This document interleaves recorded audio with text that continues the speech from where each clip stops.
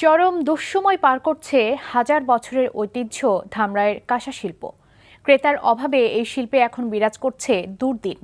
বিকল্প জীবিকার পথ খুঁজছেন এই শিল্প সংশ্লিষ্টরা। বিস্তারিত জাহিদুর রহমানের রিপোর্টে। রাশিদা মোশাররফ প্রয়াত স্বামী ভাস্কর মোশাররফ হোসেনের হাতে গড়া ঐতিহ্যের এই শিল্প এতদিন টিকিয়ে রেখেছেন প্রতিকূলতার সাথে লড়াই করে, কিন্তু এখন নিরুপায়। সামনের দিনগুলোতে এই শিল্পের ভবিষ্যৎ নিয়ে গভীর হতাশার অন্ধকারেই তিনি। কতদিন দোকানের বাতি জ্বলবে সেই সংশয়েই দিন কাটে তার। আস্তে আস্তে সব কারিগরও বাদ দিতেছি, কারণ আমরা তো কোনো বিক্রি নাই, কোনো কাস্টমার নাই, আমরা কিভাবে কি করব। গৃহস্থালিতে ব্যবহৃত তৈজসপত্র থেকে তামার তৈরি নিখুঁত পৌরাণিক ভাস্কর্যের রেপ্লিকার টানে পৃথিবীর নানান দেশ থেকে অনেকেই ছুটে আসতেন এখানে, কিন্তু সেই দিনগুলো এখন কেবলই স্মৃতি। গুলশান হামলার পরে আমাদের এখানে তো বিদেশিরা এখন আসেই না।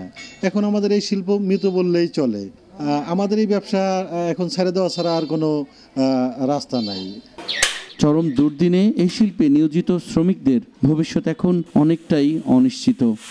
ঐতিহ্যের সাথে মিশেল এই শিল্প বিলুপ্ত হলে হারিয়ে যাবে শিল্পের কারিগররা।